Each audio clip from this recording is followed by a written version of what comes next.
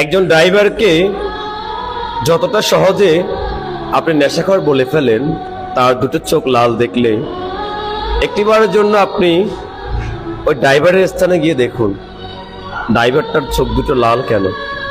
একটি ড্রাইভার যখন সারা রাত গাড়ি চালায়, ঘুমোতে পারে না শান্তিতে, সে ড্রাইভারটার চোখ দুটো ক্লান্তিতে লাল হয়ে যায়। সে দুটো লাল চোখ দেখে আপনি কিভাবে তাকে নেশাখোর বলে উপাধি দেন? দয়া করে এই ভুল সংজ্ঞা থেকে বের হয়ে আসেন। একজন ড্রাইভারের জায়গায় যদি কখনো আসতে না পারেন, যদি তার কষ্টগুলোকে উপলব্ধি করতে না পারেন, তাহলে কখনো তাকে নিয়ে বাজে মন্তব্য করবেন না। কারণ ড্রাইভাররাও কিন্তু আপনার মতোই মানুষ।